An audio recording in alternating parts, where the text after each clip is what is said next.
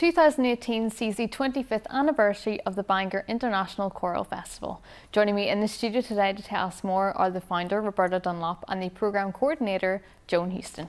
So Roberta and Joan, thank you very much for joining me in the studio today. So Roberta, we'll start off with you first. So as I just mentioned, you are the founder of the festival. So tell me exactly what it is and how it all began. It's purely a choral festival. I believe it's the only one in Northern Ireland. I was a member of Bangor Chamber of Commerce. I had a bed and breakfast. So I joined the Chamber of Commerce in Bangor. And this, of course, was at the height of the Troubles 30 years ago. And we were always looking for tourism events to encourage people into the town. And because I'm interested in singing, I sing in a choir. I thought, you know, this would be a really good idea. Bangor, of course, had music festivals years ago when we were at school. So the Chamber of Commerce encouraged me, and we had a meeting with the Tourist Board. Tourist Board, of course, told me it wouldn't work. It had been tried before, but I went ahead and got the information together that I needed and got a good team round me. And we took it from there. And you said there that you were in a choir, so what did you love so much about being in a choir? Okay, I've always sang. I can't read a note of music, unfortunately, to my shame, but I've been singing from I was about 3 years of age in Sunday school, in Miss Davison's choir in St Finian's, and I was in the school choirs and just loved singing. And Joan, you say that the festival is all-inclusive, so no matter what your background or ability, but surely there is some competition when it comes to narrowing down those who are going to be performing. So talk us through that process. We actually have an open competition process that any choir who wishes to participate can do so. That's irrespective of what genre of choral singing they come from or whatever background, and it has always been our aim to attract choirs in the early days, very much so as a cross-community event in Northern Ireland, and we achieved great success in that. And then choirs heard about it, started to come from the south of Ireland, and then eventually from England, Scotland, Wales and beyond. And you said there about genres, so what would be the most popular genre of choirs? Well, it varies from year to year. I mean, we have competitions for purely male voice choirs, ladies choirs, mixed voice choirs, youth choirs, school choirs, special school choirs. All of these competitions are eagerly fought after each year.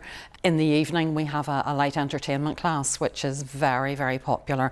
This gives choirs the opportunity to perhaps let their hair down a little bit more, and the emphasis is purely on enjoyment and giving an actual performance, almost like a concert performance.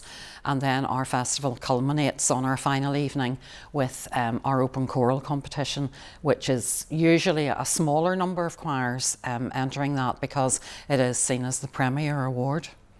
And can you give us a taster into what the programme looks like for this year? This year we have an amazing programme, we're delighted to say, for our 25th anniversary. Over the 3.5-4 days of the festival, we will have 77 performances from choirs, which is a huge undertaking in the part of our committee and our volunteers, actually being able to stage that number of people. Some of these choirs have up to 75 or 80 members in them.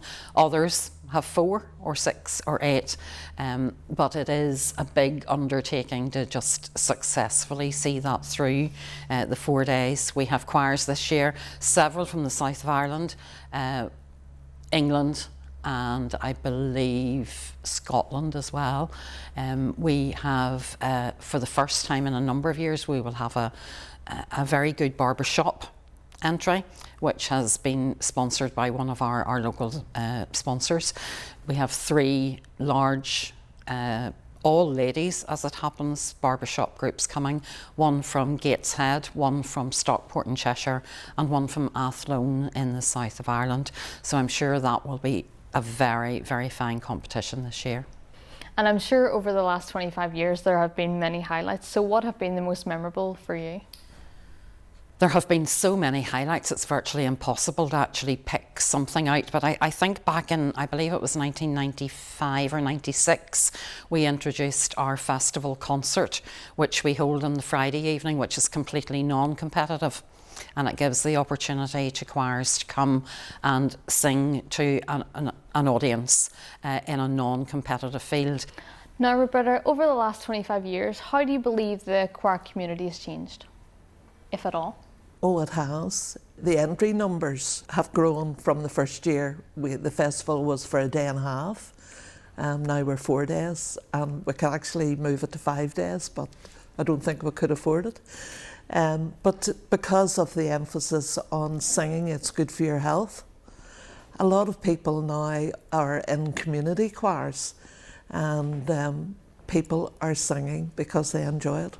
And Joan, with the inclusive aspect of the festival, do you think the choirs still have a stigma attached to them, or do you think the community choirs are breaking that barrier down?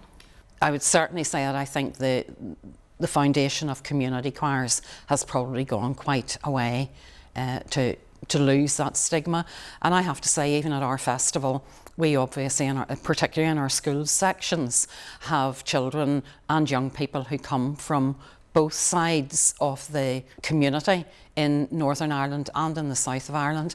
They all come to enjoy listening to each other make music. It gives people who enjoy singing the opportunity to do that collectively, to do it as an activity that they can join in, especially for people who would not normally stand up and perform in a solo capacity. And choirs give you the support that you need to be able to express your musical talent. And now,